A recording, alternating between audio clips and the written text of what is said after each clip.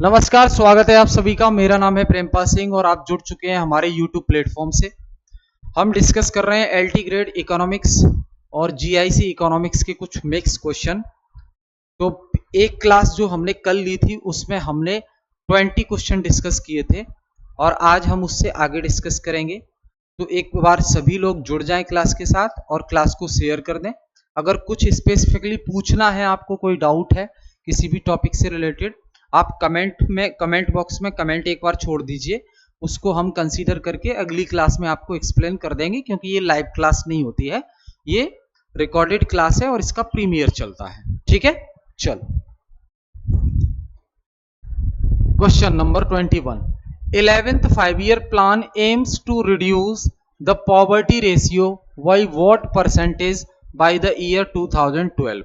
जो 11वां पंचवर्षीय योजना है उसमें कितना लक्ष्य रखा गया कि गरीबी को कितना कम कर देंगे, गरीबी को 2012 तक कितना कम कर देंगे।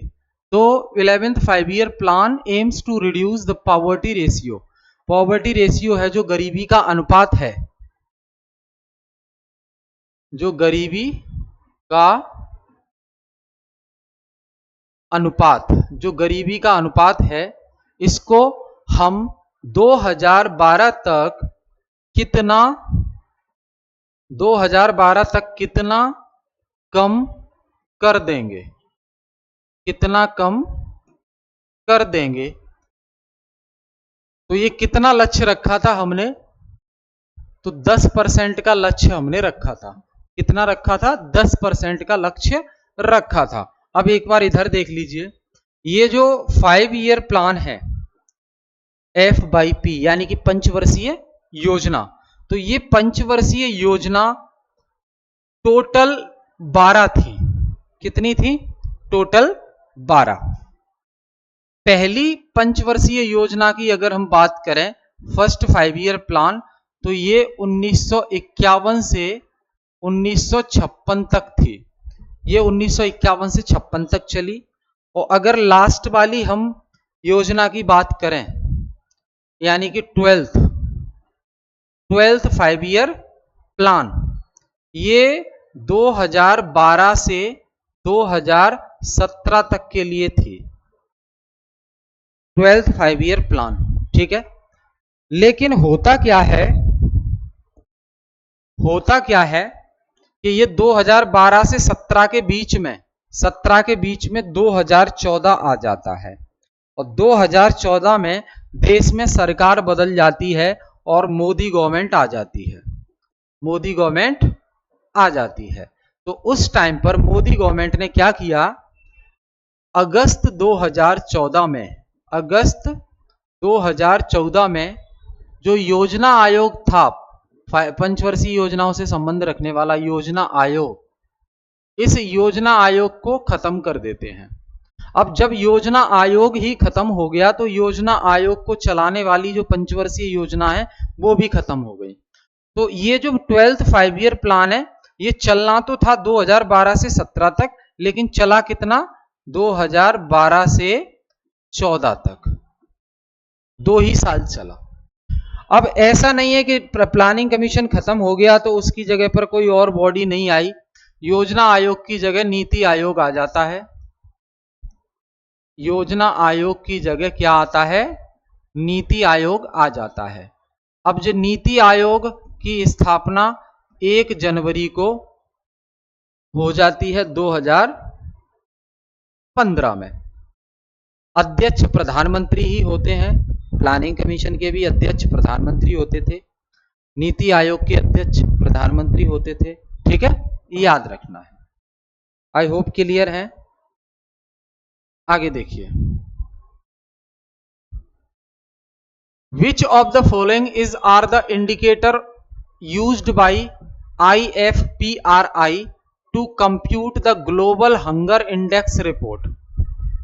ग्लोबल हंगर इंडेक्स रिपोर्ट, निम्नलिखित में से कौन से वो इंडिकेटर हैं जो global hunger index report prepare करते समय ध्यान रखे जाते हैं जब इंडेक्सिंग की जाती है कंट्रीज की? तो पहला, अंडर नॉरिशमेंट, यानी कि कुपोषित बच्चे कितने हैं। चाइल्ड स्टंटिंग और चाइल्ड मोर्टेलिटी, जो शुरुआत के ही उम्र में बच्चे की डेथ हो जाना, चाइल्ड मोर्टेलिटी। तो select the correct answer using the code. तो यहां पे ध्यान रखना, जब ग्लोबल हंगर इंडेक्स बनाई जाती है, यानी कि वैश्विक भुखमरी सूचकांक, वैश्विक भुखमरी सूचकांक, जब ये वैश्विक भुखमरी सूचकांक रिपोर्ट तैयार की जाती है तो उसमें अंडर नॉरिशमेंट भी देखा जाता है, चाइल्ड स्टंटिंग भी देखी जाती है और चाइल्ड मोर्टेलिटी भी देखी जाती है। ठीक है, तो आंसर हो जाएगा 1 2 3, याद रखेंगे। आगे,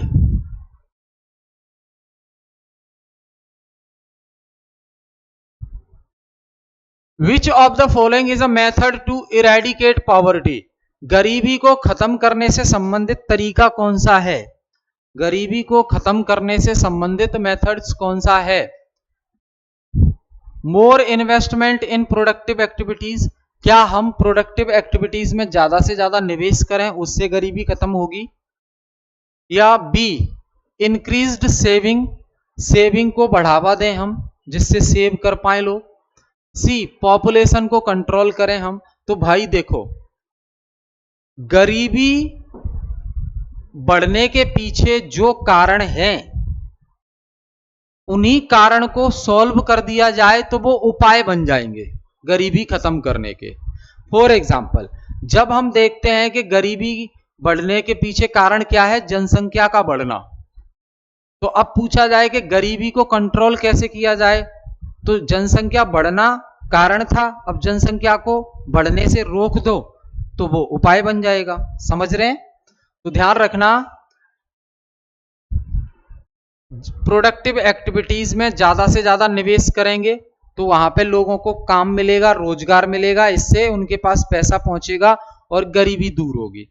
बी, इंक्रीज्ड सेविंग, अगर बचत को हम बढ़ाएंगे, सेविंग बढ़ाएंगे, उससे भी गरीबी दूर होगी। जनसंख्या का नियंत्रण करेंगे, जनसंख्या का नियंत्रण करेंगे, उससे भी गरीबी दूर होगी। तो ऑल ऑफ द एबव, ये सभी ऑप्शन सही है अगर पॉवर्टी को इरेडिकेट करना है, गरीबी को समाप्त करना है, खत्म करना है। आगे, पब्लिक डिस्ट्रीब्यूशन सिस्टम, जिसे हम पीडीएस कहते हैं, लोक वितरण प्रणाली, क्या कहेंगे इसको, लोक वितरण प्रणाली, लोक वितरण प्रणाली। तो public distribution system is aimed, यानी कि पीडीएस का उद्देश्य क्या है, लक्ष्य क्या है। A, providing food security to the poor people, क्या गरीब लोगों को खाद्य सुरक्षा प्रदान करना, सही बात है ये उद्देश्य पीडीएस का। B, to prevent hoarding and black marketing, कालाबाजारी जो होती है सामान की, उसको भी रोकना, ठीक, ये भी पीडीएस का है उद्देश्य। C, to prevent over charging by traders, traders के द्वारा जो ज्यादा से ज्यादा चार्ज किया जाता है, ज्यादा कीमत वसूली जाती है, उसको भी रोकना। तो पीडीएस, पब्लिक डिस्ट्रीब्यूशन सिस्टम, यानी कि लोक वितरण प्रणाली का उद्देश्य तीनों है। लोगों को फूड सिक्योरिटी प्रोवाइड करना, गरीब लोगों को, होर्डिंग और ब्लैक मार्केटिंग को रोकना, और ओवर चार्जिंग जो कर रहे हैं ट्रेडर्स, उनको भी रोकना। तो डी ऑप्शन सही हो जाएगा। ठीक है, याद रखेंगे। आगे,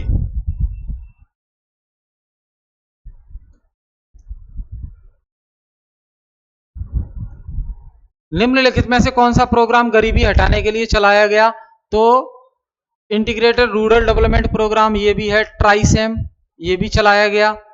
NREP, national Rural employment plan, ये भी चलाया गया। तो ऑल ऑफ द एबव, ये सभी प्लान है।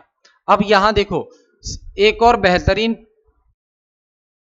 स्कीम चली गरीबी को खत्म करने के लिए और लोगों को रोजगार देने के लिए, वो है MG नरेगा।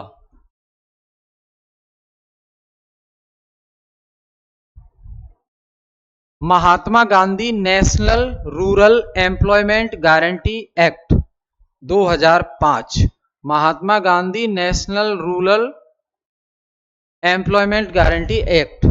इस एक्ट के जरिए क्या है, जो रूरल एरिया है यानी कि ग्रामीण क्षेत्र,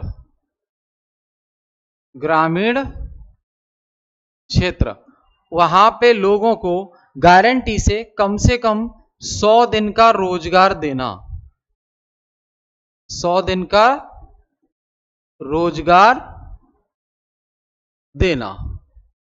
तो 365 दिन जो साल के होते हैं उसमें से 100 दिन का गारंटी का रोजगार मिलेगा आपको। क्लियर है? बहुत बढ़िया। तो इसका आंसर क्या हो, अच्छा हाँ ठीक है, एमजी नरेगा याद रखेंगे, पहले इसे सिर्फ नरेगा बोलते थे, बाद में महात्मा गांधी ऐड कर दिया। अगला प्रश्न, multi dimensional poverty index, multi dimensional poverty index, बहुयामी गरीबी सूचकांक, बहुयामी गरीबी सूचकांक, जिसमें क्या शामिल होगा? तो मल्टी डायमेंशनल का मतलब मैंने आपको पिछली क्लास में बताया था, गरीबी के अलग अलग आयाम होते हैं, डिफरेंट डायमेंशंस होते हैं गरीबी के। सिर्फ कोई खाना नहीं खा पा रहा है तो सिर्फ वही गरीब नहीं है, अगर कोई स्वच्छ पानी नहीं पी पा रहा है, शिक्षा नहीं मिल पा रही है, तो वो भी गरीबी माना जाएगा। ठीक, तो जब मल्टी डायमेंशनल पॉवर्टी इंडेक्स हम कैलकुलेट करेंगे तो उसमें क्या क्या इंक्लूड होगा, क्या क्या इंक्लूड होगा? तो हेल्थ, व्यक्ति स्वस्थ रहे, ये भी गरीबी से बाहर निकलना दिखाता है। व्यक्ति को शिक्षा मिले, ये भी गरीबी से बाहर निकलना दिखाता है। तीसरा, लिविंग स्टैंडर्ड, यानी कि रहन सहन का जो तरीका है वो थोड़ा हाई हो जाए, तो ये भी हमें दिखाता है कि गरीबी से बाहर हो। तो अब आपको बताना है select the correct answer from the given code. तो भाई देखो, जब मल्टी डायमेंशनल पॉवर्टी इंडेक्स की बात हो तो उसमें हेल्थ भी इंक्लूड होगा, एजुकेशन भी इंक्लूड होगी और लिविंग स्टैंडर्ड भी इंक्लूड होगा। समझ गए? तो तीनों सही हैं, तीनों कहां दिए हैं, ये रहे, D answer is the correct answer. अगला प्रश्न देखो, विच of the following is not responsible for poverty, निम्नलिखित में से कौन सा गरीबी के लिए एक जिम्मेदार नहीं है? तो इनएडिक्वेट ग्रोथ रेट, हमारी जो वृद्धि दर है वो सफिशिएंट नहीं है, तो ये भी सही बात है। High growth rate of population, ये भी गरीबी का कारण है, हमें बताना है कौन सा कारण नहीं है। अनएम्प्लॉयमेंट, बेरोजगारी बढ़ना, ये भी गरीबी का एक कारण है। Increasing rate of investment, rate of investment का बढ़ना, तो ये गरीबी का कारण नहीं है, ये तो गरीबी से बाहर आने का कारण है। अगर देश में इन्वेस्टमेंट बढ़ता है तो जितना ज्यादा इन्वेस्टमेंट बढ़ेगा कंट्री में, उतना ही ज्यादा लोगों को नए रोजगार मिलेंगे, और नए रोजगार मिलने का मतलब ये थोड़ी ना है कि गरीबी बढ़ रही है। भाई गरीबी से बाहर आओगे आप जब आपके पास पैसा आएगा, तो समझ गए? तो डी आंसर हो जाएगा इसका। हमें बताना है इन चार में से कौन सा गरीबी के पीछे एक कारण नहीं है, तो इसका मतलब किसी गरीबी से नहीं है, बाकी तीन हैं। समझ गए? आगे देखिए,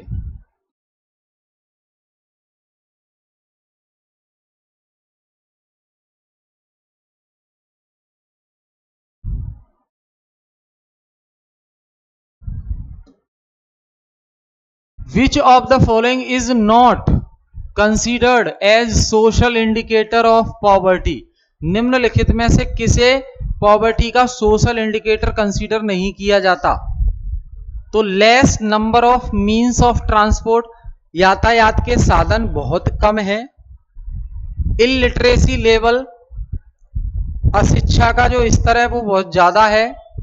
lake of access to health care, स्वास्थ्य सुविधाओं को एक्सेस नहीं कर पा रहे हैं।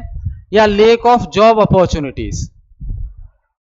तो भाई देखो, पॉवर्टी के इंडिकेटर में, यानी कि जिसकी वजह से गरीबी आती है, उस कारण में कौन सा शामिल नहीं है? तो भाई देखो, अगर नौकरियां कम मिल रही हैं अपॉर्चुनिटीज नौकरी की, तो ये भी गरीबी का कारण है। हेल्थ केयर की सुविधा एक्सेस नहीं कर पा रहा है हर कोई, ये भी गरीबी का कारण है। इलिटरेसी लेवल ज्यादा है, ये भी गरीबी का एक कारण है। लेकिन यातायात के साधन कम है, ये कोई गरीबी का कारण थोड़ी ना होगा, तो आंसर हो जाएगा यही। ठीक, अगला प्रश्न 29, main features of Indian social structure are. Bharat का जो सोशल स्ट्रक्चर है, सामाजिक संरचना है, वो मेन क्या है? एक्सिस पॉपुलेशन इन विलेज, गांव में अधिक पॉपुलेशन है। क्या ये बात सही है? क्या ये बात सही है? बिल्कुल सही है। वेरियस रिलीजन्स, हमारे देश में बहुत सारे धर्म हैं, ये भी सही है। ठीक, तीसरा वेरियस कास्ट, बहुत सारी जाति हैं हमारे यहां, ये भी सही है। चौथा पॉवर्टी, तो पॉवर्टी सोशल स्ट्रक्चर का मेन फीचर नहीं है। समझ गए? तो पहला, दूसरा और तीसरा हो जाएगा, याद रखेंगे इसको। आगे देखिए,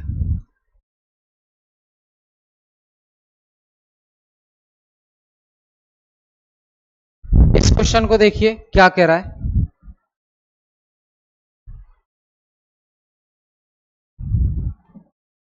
unemployment problem leads to poverty. देखो, बेरोजगारी की जो समस्या है उसी से गरीबी आती है। क्यों? तो people living below poverty line increase. अगर बेरोजगारी की समस्या, बेरोजगारी बढ़ती गई तो क्या होगा? जो गरीबी रेखा के नीचे जो लोग हैं ना, उनकी संख्या और बढ़ जाएगी। एक तो पहले गरीबी है ज्यादा, जिसकी वजह से बहुत से लोग गरीबी रेखा के नीचे आ रहे हैं, बीपीएल कैटेगरी में। अब अगर लोगों को बेरोजगारी का सामना करना पड़ा, मतलब चाह रहे हैं काम करना लेकिन काम नहीं मिल रहा है, तो ऐसी स्थिति में तो और ज्यादा गरीबी बढ़ेगी। और ज्यादा गरीबी बढ़ेगी तो बीपीएल कैटेगरी में जितने लोग थे, अब उनकी संख्या और ज्यादा हो जाएगी। तो बिल्कुल सही बात है। People living below poverty line increase, below poverty line में जो लोग रह रहे हैं बीपीएल कैटेगरी में, उनका संख्या और बढ़ जाएगा, ये सही बात है। बी देखो, there is rapid increase in population, population में इंक्रीज होगा ऐसा कुछ नहीं है। इंक्रीजेस इन्फ्लेशन, ये भी नहीं है। It leads to rise in interest rate, ये भी नहीं है। इन्फ्लेशन के केस में होता है, इंटरेस्ट रेट बढ़ाई जाती है। 31, most of the unemployment in India is, Bharat में ज्यादातर बेरोजगारी कौन से प्रकार की है? तो क्या टेक्नोलॉजिकल बेरोजगारी है? टेक्नोलॉजिकल बेरोजगारी का मतलब क्या होता है? तकनीकी बेरोजगारी। अब टेक्निकल बेरोजगारी क्या है? मान लो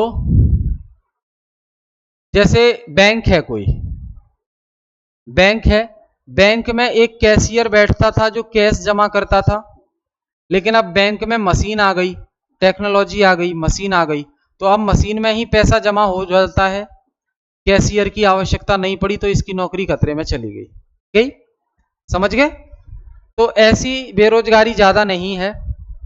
साइक्लिकल बेरोजगारी, एक साइकिल के बाद बेरोजगारी आना है, फिर से रोजगार मिलेगा, फिर बेरोजगारी, ये चलता है, ये भी है लेकिन इतना ज्यादा नहीं है। फ्रिक्शनल का मतलब क्या है? फ्रिक्शनल का मतलब है जब कोई व्यक्ति अपनी एक जॉब से दूसरी जॉब में शिफ्ट करता है, तो बीच में जो बेरोजगार हो जाता है वो, उसे हम कहते हैं फ्रिक्शनल बेरोजगारी। यानी कि ये एक टेम्परेरी बेरोजगारी है, ये एक टेम्परेरी बेरोजगारी है। जब व्यक्ति एक नौकरी छोड़कर दूसरी में जाता है तो बीच में कुछ गैप आ जाता है, जब उसके पास कोई काम नहीं रहता, तो उस समय वो जो बेरोजगार है वो कौन सा बेरोजगार है? फ्रिक्शनल बेरोजगार है। इंडिया में सबसे ज्यादा क्या देखने को मिलता है? वो है आपका structural unemployment. Structural unemployment, structural unemployment का मतलब है संरचनात्मक बेरोजगारी due to mismatch of skills. भाई मेरे अंदर जो स्किल है उसकी जरूरत कंपनी को नहीं है, और कंपनी जो स्किल तलाश रही है वो स्किल मेरे अंदर नहीं है, तो मुझे वो नौकरी मिलेगी क्यों? तो ये बेरोजगारी क्यों हुई ये वाली? क्योंकि स्किल मैच नहीं कर रही है। उनको जिस स्किल की रिक्वायरमेंट है वो मेरे पास नहीं है, और जो मेरे पास है स्किल उसकी उन्हें जरूरत नहीं है। Skill mismatch. तो स्किल मिसमैच की वजह से जो बेरोजगारी आती है उसे हम क्या कहेंगे? उसे कहेंगे स्ट्रक्चरल अनएम्प्लॉयमेंट। ठीक है, आई होप चीजें क्लियर हैं, यहां तक समझ आया? चलो आगे देखो।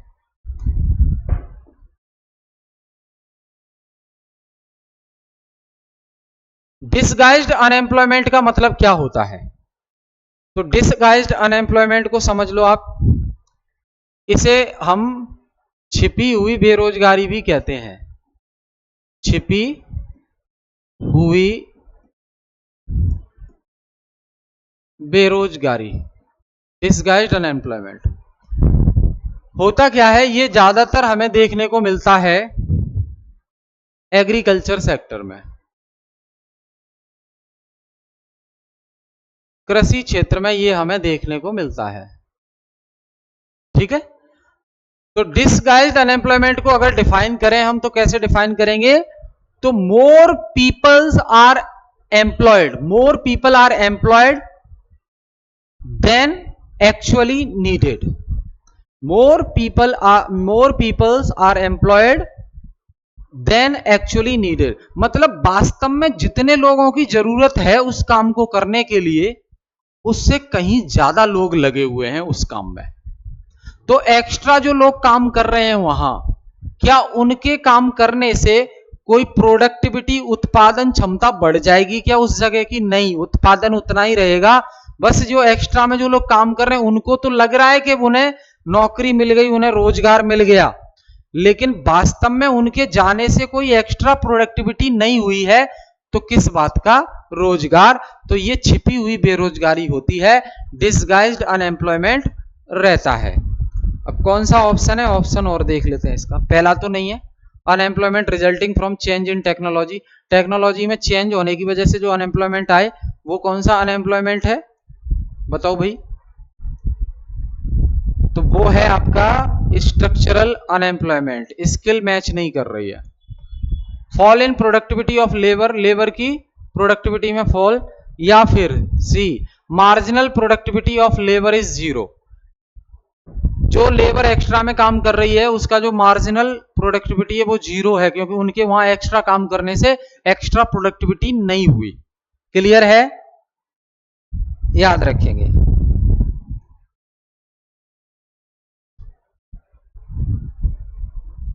Disguised unemployment in India is mainly related to, तो agriculture sector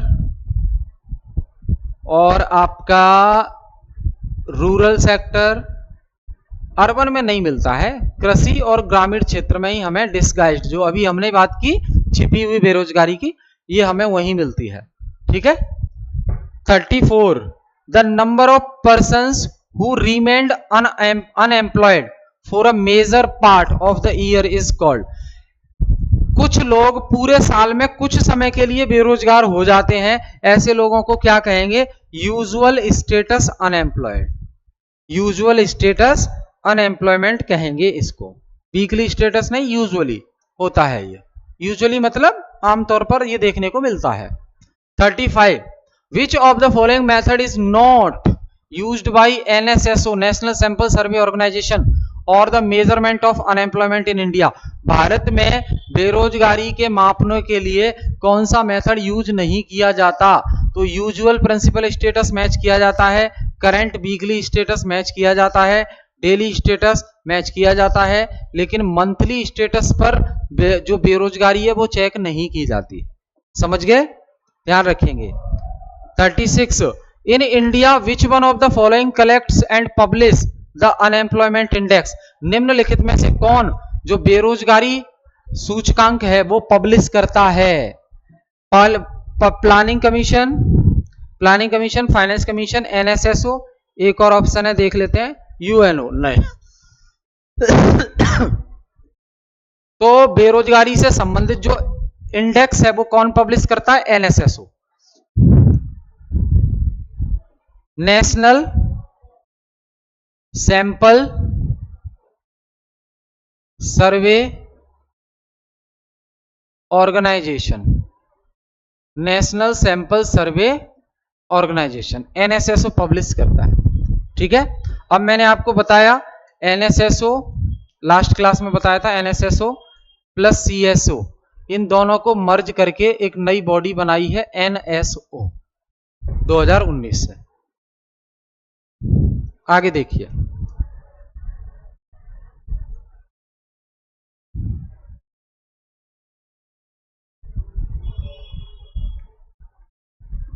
which ministry of government of India is related for India's foreign trade policy? Bharat की जो व्यापार नीति बनती है, भारत की जो विदेश व्यापार नीति बनती है, उससे रिलेटेड कौन सी मिनिस्ट्री है? तो मिनिस्ट्री ऑफ डिफेंस तो नहीं आएगी, ये रक्षा मामले देखती है। मिनिस्ट्री ऑफ एक्सटर्नल अफेयर विदेश मामले देखती है। मिनिस्ट्री ऑफ होम अफेयर्स ये अंदर के मामले देखती है। Ministry of commerce and industry, वाणिज्य एवं उद्योग मंत्रालय ही इंडिया की फॉरेन ट्रेड पॉलिसी से संबंध रखता है। तो वाणिज्य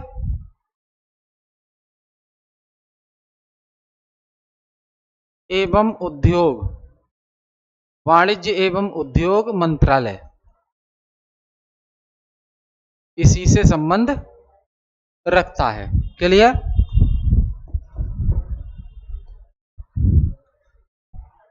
which country has the largest share in international trade? International trade में सबसे ज्यादा शेयर किसका है? चाइना का है भाई। इस समय चाइना प्रोडक्शन हब है, यानी कितनी चीज बनाता है China. With which of the following groups of countries India has the largest import trade? सबसे ज्यादा इंपोर्ट कहां से करता है इंडिया? कौन सी ग्रुप से करता है? तो ओईसीडी या ओपेक? ओपेक से करता है। कहां से करता है? ओपेक से करता है। ठीक है, तो भाई ये हमने डिस्कस किया आज के सवाल। हम फिर मिलेंगे नेक्स्ट क्लास में, तब तक बने रहिए हमारे साथ। सेशन पसंद आए तो शेयर जरूर करें। अगर कोई क्वेरी है आपकी तो कमेंट बॉक्स में जरूर बताएं हमें। हम फिर मिलेंगे नेक्स्ट क्लास में। बहुत बहुत धन्यवाद आप सभी का।